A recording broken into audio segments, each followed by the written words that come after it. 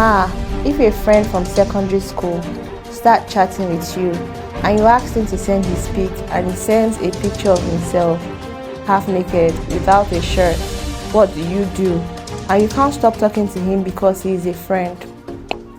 Hi you guys, welcome to Ife Talks, the place where we talk about issues peculiar to you and give real life answers to your real life questions.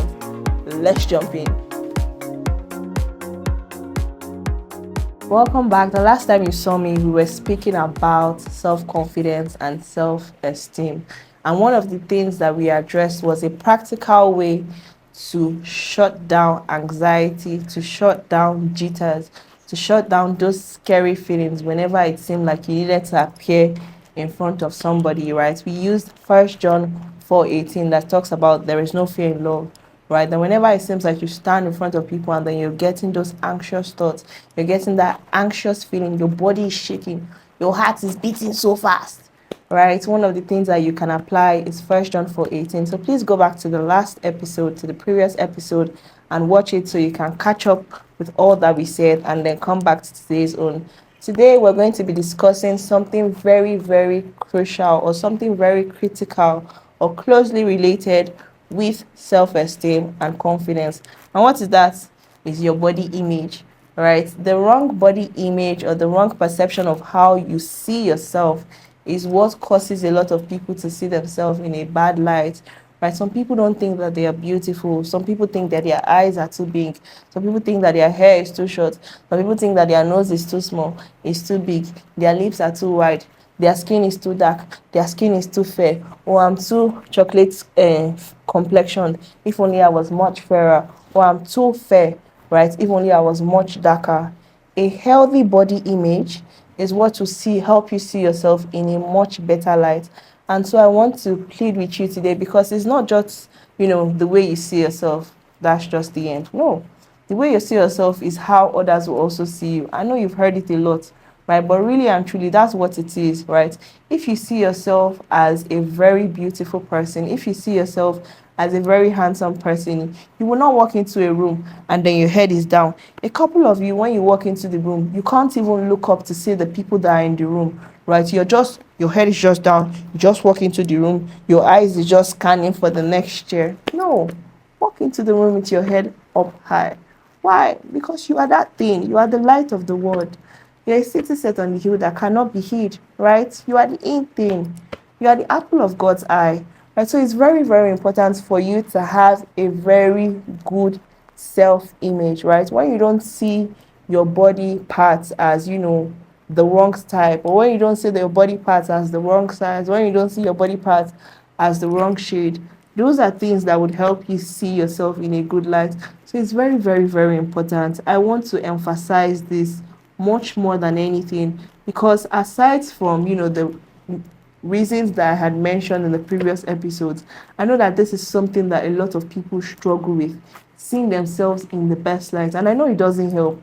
You have friends around you, of which they should not even be your friends or to start with, but you have friends around you have people around you that constantly remind you how short you are. You have people around you that constantly remind you, oh, you are just so tall, right? You have people around you that constantly seem to pick on physical traits of yours and laugh about it, right? It's very important to see yourself as such a pretty person, as such a handsome person, right? And I know that one thing that we've mentioned in past episodes is that one of the best ways to do this is to say that God created me very good. And that's what I am. One of our aunties or one of the teachers I listen to, she says, or she likes to say this, that anybody that is taller than me is too tall. Anybody that's shorter than me is too short. Anybody that is fairer than me is too fair.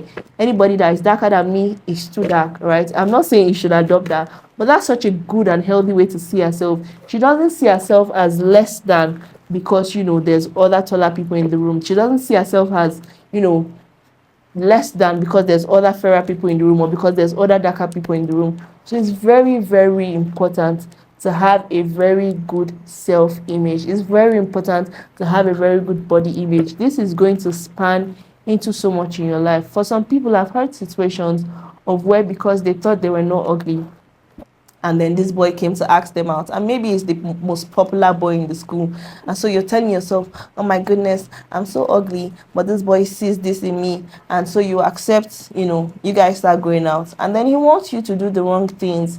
He wants you to say, he starts manipulating you and saying, oh, is it not me that accepts you? Are you not such an ugly girl? And yet here I am. And then you start to think to yourself, it's true, I'm ugly, but yeah, this boy still came for me. And then you now say, okay, I'll do what you want me to do, right? Which are the wrong things. This is what will happen when you don't have a very good self-image of yourself. You will not see yourself the right way. You will not see yourself in the right manner. You will not see yourself as God sees you. You keep thinking that you are less than. And so because you think that you are less than, you just be accepting rubbish. You just be accepting trash. You just be accepting bad and terrible behaviors from any and everyone. Why? Because you don't see yourself as anything. And this would even also span into your friends, right? When you don't see yourself rightly, when you don't see yourself as good, when you don't see yourself as God has called you, right? You would have people that will come around you, and then you just be accepting them picking on you. Why? Because you think that, oh, after all, I'm nothing. After all, I'm this. After all, I'm that. You just be accepting them bullying you. Just be accepting rubbish, because you don't think that you're good enough, because you don't think that you are healthy, because you don't think, you don't have a very good healthy perception of yourself. So I want to plead with you today, right? Have a good self-image. Look at the mirror. Get a mirror. Look at yourself. Tell yourself, I am beautiful. I am handsome. My height is perfect. My weight is perfect. My complexion is perfect. My eyes are beautiful. My nose is pretty. My lips are pretty. Look at yourself in the mirror and tell yourself those things. Another question from one of you guys is, if you have a crush and he's not after sex or bad things, what should you do? And I know that some of you might have asked this question a lot of times, and then maybe somebody responded to you that, oh my goodness, you're not supposed to be having crushes now. What are you doing with crushes? Their school of thought is not entirely wrong. But because you are a human that God created with feelings, I will not sit down here and tell you that having crushes is bad. No. But what you do with those crushes is much more important, right? So because, of course, feelings are raging, your hormones are raging, it feels like as if, oh my goodness, when I see the boy, oh, faint. Oh my goodness, I made eye contact with him. So some of you, all right, some of you are writing in your journals, oh my goodness, I saw him today.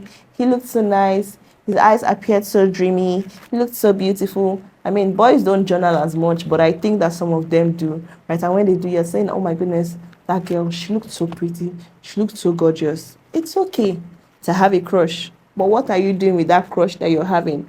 Is that crush dominating the entirety of your thoughts? Right? I remember that I had someone that came to me, and then she said to me that, oh ma, I'm having crush on this person, and so what should I do? I told her that, okay, having a crush is not bad, right? But what's happening? Like, why do you feel like it's such a bad thing?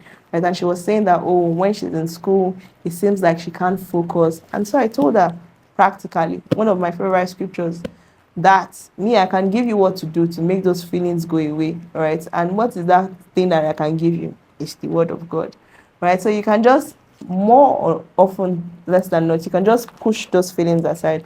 Why? Because they are distracting you from your books. You carry your maths book to read, and you see yourself writing the boy's name, you see yourself writing the girl's name. That's problem.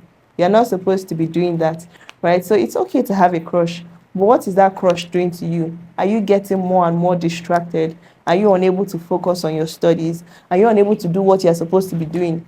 You are somewhere, you are talking to your friends, you just see yourself, you are lost. Your friends around you, they are talking, but you are lost in fantasy land. You are thinking, right? That's becoming bad. I will not lie to you. That's the person now taking the entirety of your thoughts. So it's okay to have a crush, but what are you doing with it? It might seem like, oh, this person doesn't have any negative intention to me. Coming back to your question, right? But how do you know? How do you know that the person doesn't want to do anything wrong with you? You're the one that can defend your own point, but how do you know for the person, right? So it's okay to have a crush. It's maybe the boy has a crush on you and you have a crush on the boy. That's fine. But what are you allowing to happen because of the crush that's happening with you? Another question that one of you guys sent in would be, Ma, if a friend from secondary school start chatting with you and you asked him to send his pic, and he sends a picture of himself half naked without a shirt, what do you do? And you can't stop talking to him because he is a friend.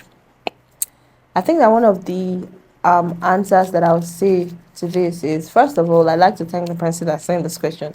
I always like to thank you guys because when I was much younger, right, sometimes when people come and address us, right, and they'll say, "Oh, any questions?" Some of us will keep mute, right, but the bolder ones amongst us, or the ones that were more had pressing issues, and then they felt that their questions needed to be answered, right, they would go ahead and then they would ask their questions. And some of those questions, right, the responses that they would get to some of their questions were responses that I needed, right? The responses that we needed. So once again, I thank the person that sent this question, right? You have a friend, right? You guys were primary school friends, right? And then you ask him to send a picture, and he's sending you a half naked picture, right? I'm glad that you know that is a half naked picture. The person is a foe. What is a foe? A foe is an enemy. A foe is your up. A foe is not a friend. And so I know that it seems like, oh, but it seems like he just gets me because I'm assuming this is a girl, right? It seems like he just gets me, right? That's why you don't want to stop talking to him. But recognize that it's an up. Why is he sending you an half naked picture? Does not have shirts. I'm going too far. I'm getting ahead of myself. But really, right? It's nobody should be sending you naked pictures. Nobody should be asking you to send them naked pictures, right? And so it might not even be your friends, primary school friends, secondary school friends, university friends, right? It might be older people, right? You should not, and under no circumstances, should you send naked or half naked pictures of yourself. Neither should you receive it. And so, what should you do with that person now that sends that picture? Please let him know that you're not okay with this, so that he doesn't think that it's okay and then he sends you another one, right? Maybe the first one he sends half naked picture. The next one now he might want to try himself and send a worse picture. So please let him know that I don't appreciate you sending me this kind of picture, right? It would have been better if you had your shirt on. Simple. Let me even twist it around. So if it was a boy, right, and then a girl sends you a picture that is half naked, right, please let her know immediately that you don't appreciate this kind of pictures, right? The Bible says that evil communication corrupts good manners.